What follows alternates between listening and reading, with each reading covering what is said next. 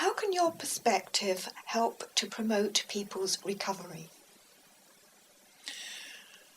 I think that's another very interesting and quite difficult question. And again, I would respond to that partly in a similar way to the way I responded to your previous question, and that's by issuing a disclaimer. And the disclaimer that I would issue here is to say, I think the first thing that it's really important professionals get into their heads, and this is a lesson I found really difficult to learn, is that a great majority, well not majority, a large number of people get over and recover from severe distress, I would even say despite professional interventions. A couple of years ago, Pat Bracken and I wrote a book called Post-Psychiatry. In the process of writing that, we examined in great detail some of the literature on recovery because it's a really interesting and important concept. And as a result of doing that detailed reviewing the literature on recovery, I became absolutely convinced that often professional knowledge and professional expertise can be a barrier to recovery for people. Not always, and a lot of people who use mental health services do get over and do find professional interventions, whether they're from psychiatrists in the form of medication or cognitive therapy or whatever, very helpful. But I think it's important that we use a little bit of humility here as professionals and recognise that many people recover without professional help and support. And I think that makes sense too if you look at the origins of the word recovery, because the word recovery is a complex word and it has a number of different meanings, but the meaning that I find the most powerful and in one sense the most attractive is the meaning that service users and survivors have given to recovery from within their own struggle as a movement to change the way that society regards them.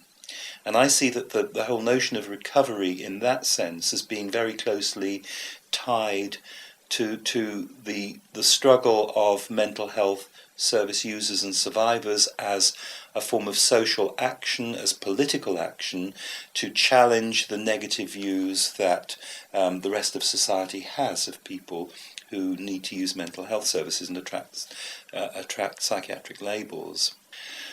So one of the things that really concerns me is a growing tendency over the last 10, 15 years for the notion of recovery to become taken over and colonised by professionals, by psychiatrists, psychologists and social workers. And we have,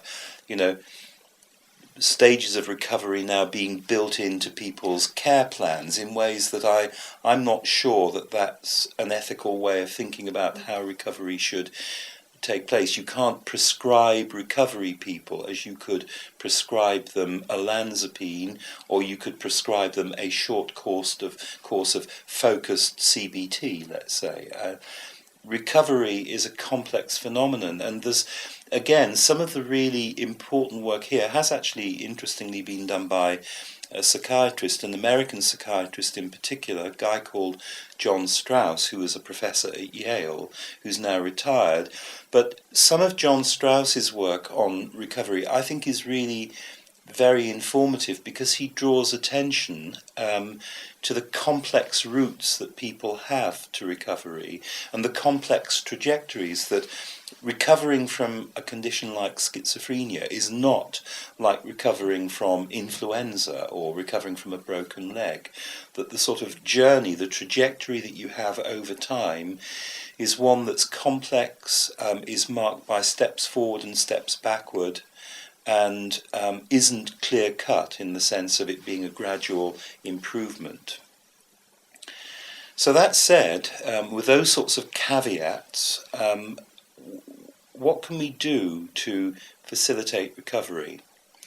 Well, I think this is where meaning is so important. In the book, what we draw attention to towards the end of the book is how meaning and the importance of actually being able to understand your experience in your own terms does appear, if you look at the service user-led research literature on recovery, appears to be one of the most important things.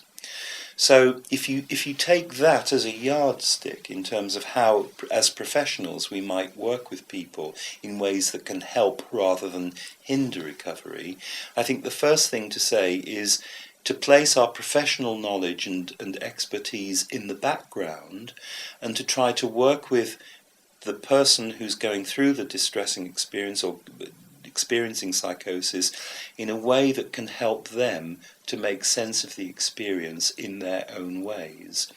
And that may involve a number of different things. It may, for example, involve us as professionals doing things that actually seem rather unconventional and not particularly traditional, like taking somebody to... let's take the example of gin possession. Because I think that is a really good example.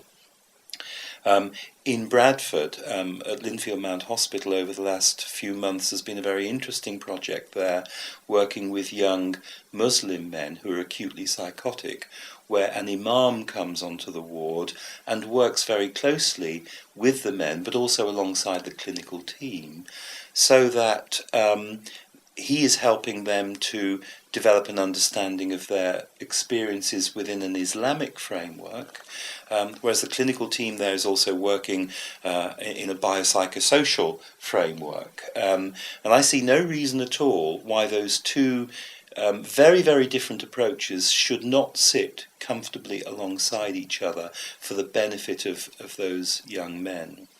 Even though it may mean as staff we're actually having to be exposed to ideas, concepts that are really alien and seem very, very strange to us. At the most fundamentally important point here, I think, and I'm going to refer to a quote from a survivor, a well-known survivor, a man called Ron Coleman, who many people may have read and heard of. And one of the points that Ron Coleman makes about his own recovery is that he was only able to recover when he had a voice of his own to be able to speak and articulate his own understanding about his voices and his experiences in his own way. And I believe that's probably true for everybody. And so being able to place people in situations, expose people to systems of understanding that they're able to make sense of their experiences in their own way so that they can have a voice for themselves, I think is the single most important step in recovery. Thank you so much. It's been so fascinating.